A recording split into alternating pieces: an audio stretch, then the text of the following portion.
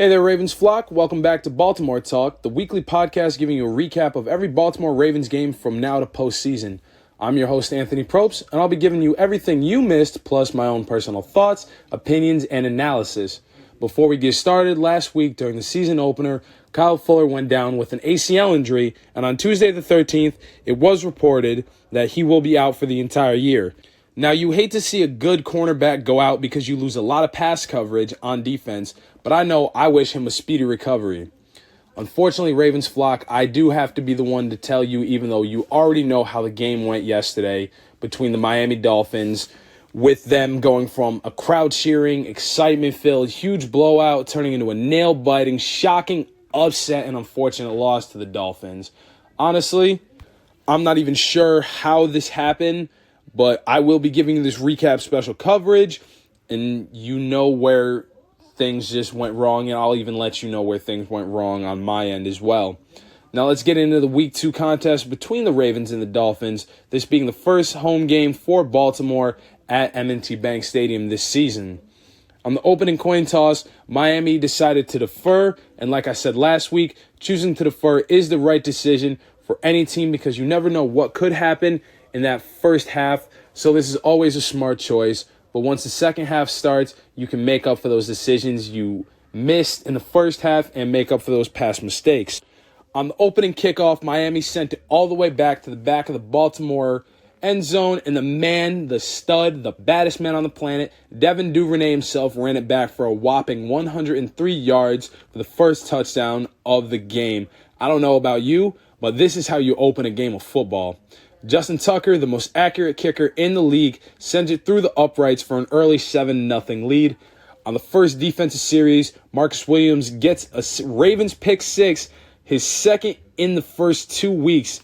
It's amazing to see these types of defensive plays where they recognize a play, get their hands up, and make plays.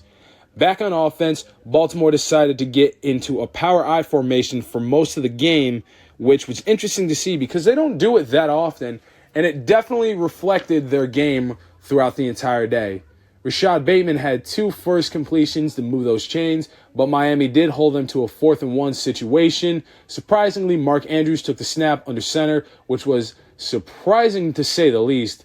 However, they did get a delay of game penalty, but it wasn't all too bad because, ironically, Miami at the same time had 12 men on the field, which gave them an illegal formation penalty, moving Baltimore up for the first. On the next play, Lamar had to run it since Miami did collapse the pocket on him.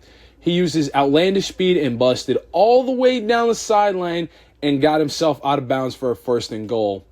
In the red zone, Miami gets a penalty flag for a face mask called, and it moved the Ravens up even closer. Raekwon Davis for the Dolphins got himself to the ball and held the Ravens offense and put them on 3rd-and-1 situation. That was the end of the first quarter. Baltimore really had good ball control and knowing where to go with the ball and making smart decisions. It was a good first quarter, and that same energy was carried into the second quarter. All right, let's get into the start of the second quarter with Lamar getting a touchdown to start the quarter off, with New York people in the New York booth reviewing it. A very long review, longer than usual, ended up going to commercial for it, and honestly, it still baffles me right now. They ended up calling back the Ravens touchdown that Lamar got. And it just makes no sense. Like, he crossed the pylon. In my eyes, he crossed the pylon. But according to the people in the New York booth, he didn't cross the pylon. And somehow it got called back. And when it did, they ended up being a 4th-and-goal situation and fumbling the ball for a loss of 5 yards. On that drive, they had 18 plays and 72 yards. And again, it wasn't a clear overturn and 100% thing if he did ended up crossing the pylon. It makes no sense, though, but somehow they called it incomplete and put Miami back on offense. Edge rusher Steven Means unfortunately did have to be carted off the field due to an ankle injury. Following that, Miami went on the attack with 3 consecutive first downs, moving those chains extensively. They decided to use their second 30-second timeout of the half. Once they came back and regrouped, the Dolphins, specifically Jalen Waddle, scored the first touchdown with 10 minutes, 54 seconds left in the half. They did get the field goal, tied it up at 7 for both teams. The Dolphins ran a 94-yard drive to get that touchdown. And again, you got to give credit where credit's due. Even though this is a Baltimore podcast, you have to give credit to the other team when they do something crazy and extensive like that. And a 94-yard drive is absolutely amazing on the Dolphins' part, so shout out to them. But back on offense, Lamar hits Bateman once again on an RPL slant for a 75-yard touchdown. I don't even have to say it because we already know Justin Tucker did his thing and put it straight through the uprights to move this game to 14-7. Baltimore taking the lead once again. Most of that drive, Baltimore did run a power offense along with most of the day as well, and it did work out in their favor. Justin Houston back on defense. He ended up getting a quarterback sack on the Dolphins' quarterback, Tua.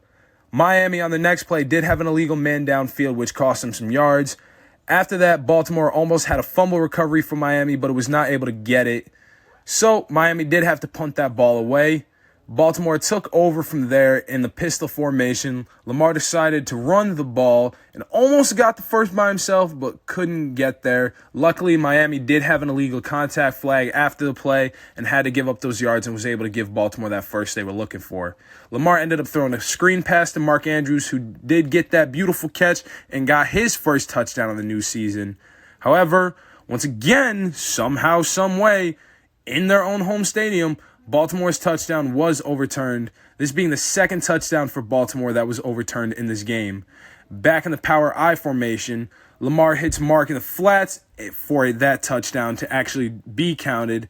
And this time, again, Justin Tucker, once again, no doubt, no question, no hesitation, through the uprights, making it the lead even further, this putting Baltimore up to a two-score game of 21-7 this far in the second quarter.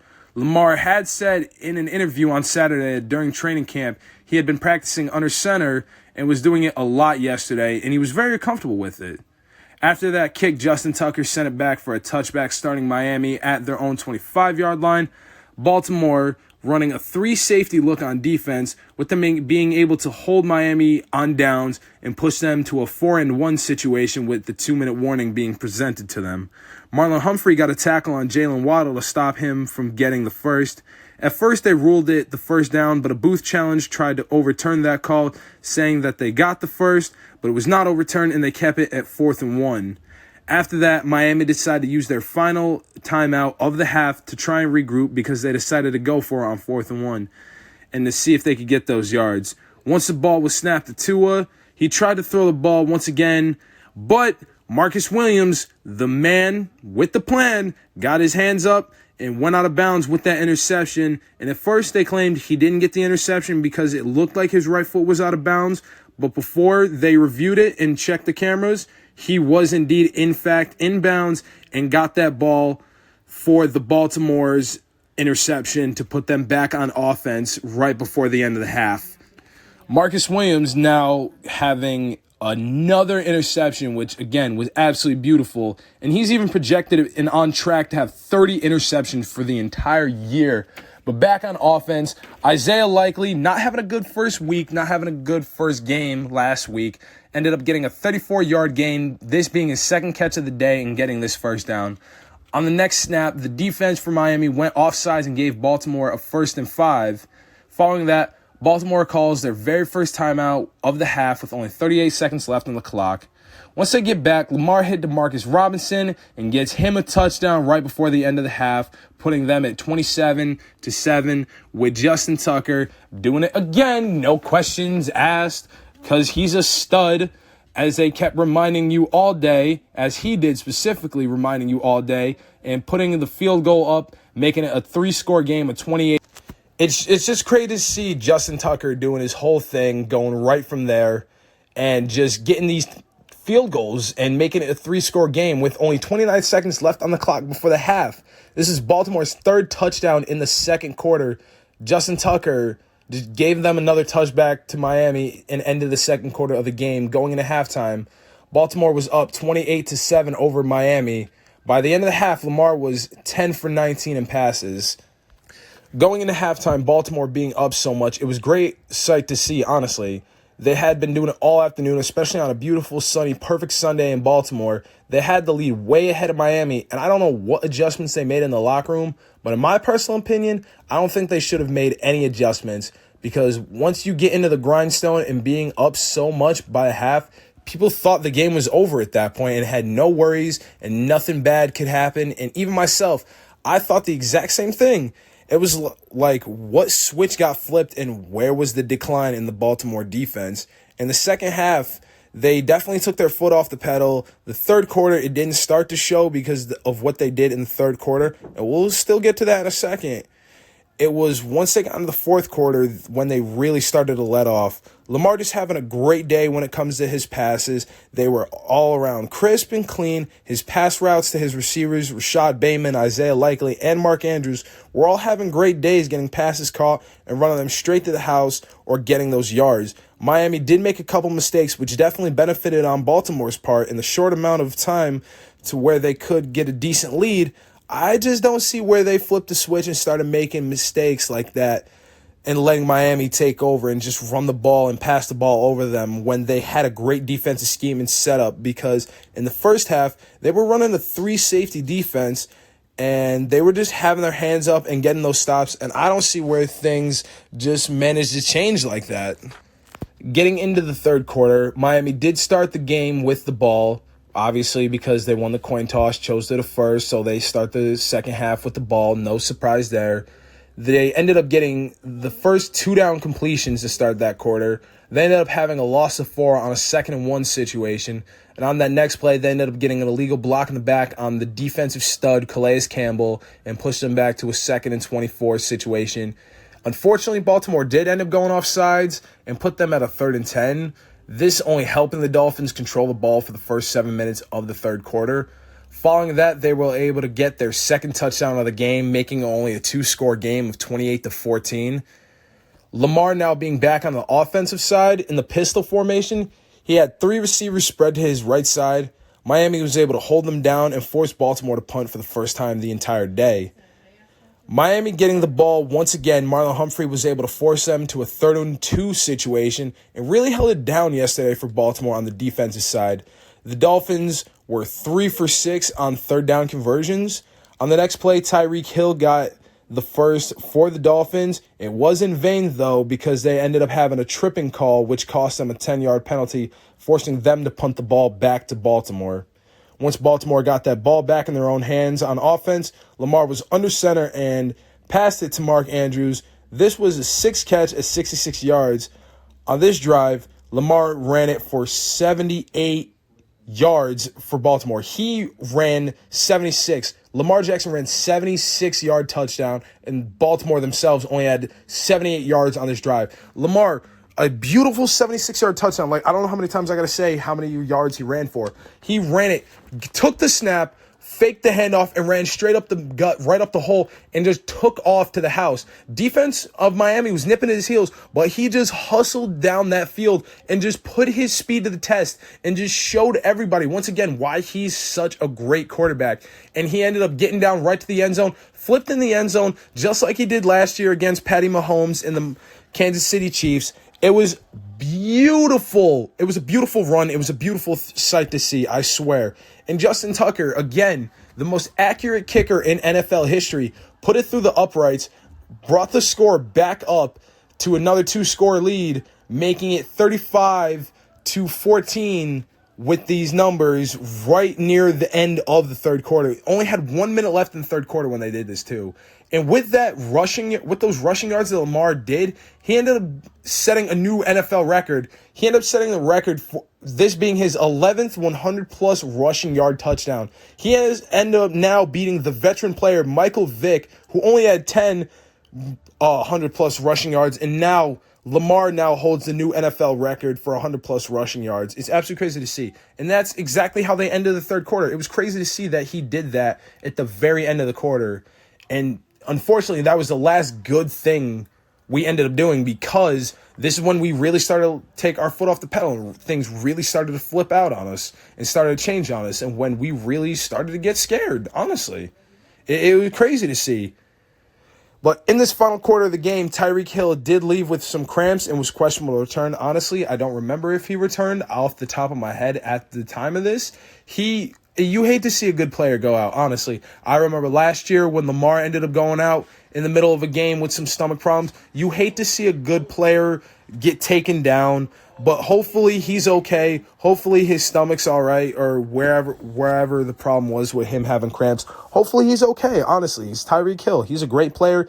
He's a great back. He's a great, honest man. So you definitely want to see him come back in Miami's next game next week.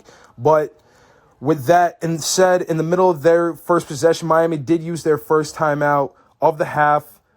For this second half, they used their first 30-second timeout with them having the ball to start the fourth quarter. And once they came back, River Craycraft, who was on the practice squad, got lifted from it the day before. He got a touchdown, making only a 2-score game of 35-21.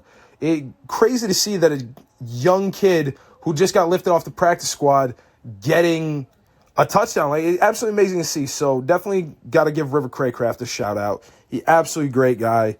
But again, this is a Baltimore podcast. So back doing his thing, Devin Duvernay once again made a 21-yard gain to start the next drive for Baltimore. And then Kenyon Drake got a third down situation for Baltimore going, and Lamar took the ball but was stopped a yard short of the first down for that. And it ended up forcing them to a 4th-and-1 situation.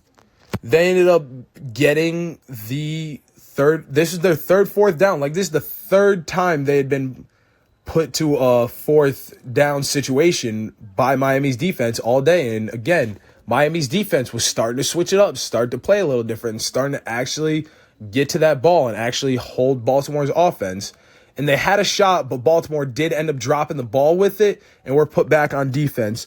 Marcus Williams almost had another pick six, but unfortunately dropped it on the turf while on defense.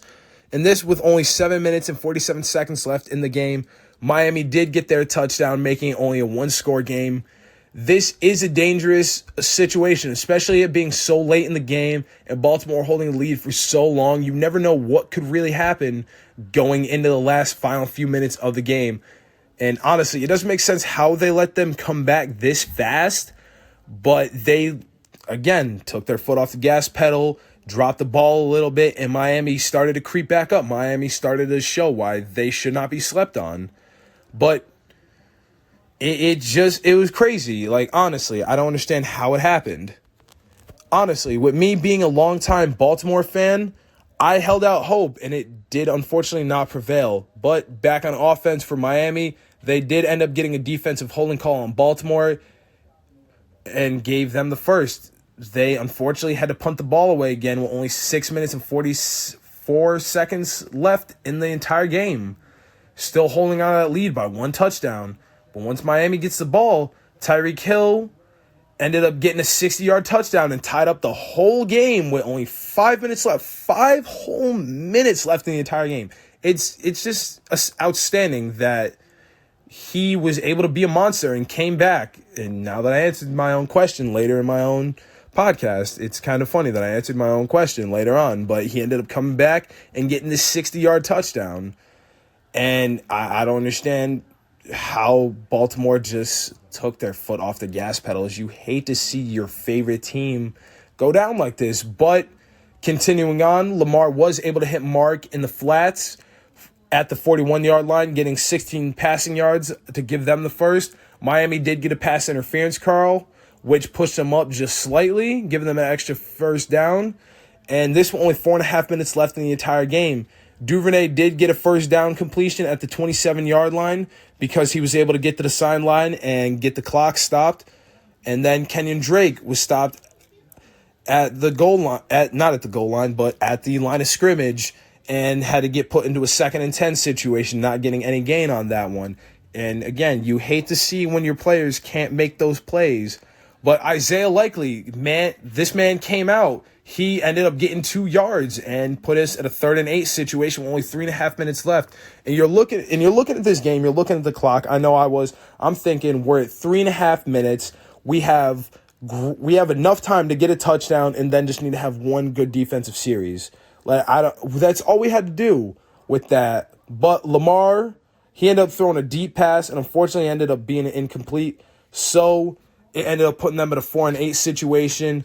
And Justin Tucker had to come out once again and show why he is the MVP and show why he is the best NFL kicker in history and ended up kicking a 51-yard field goal and took the lead back, but only by 3 points, and that put them at the 2-minute warning.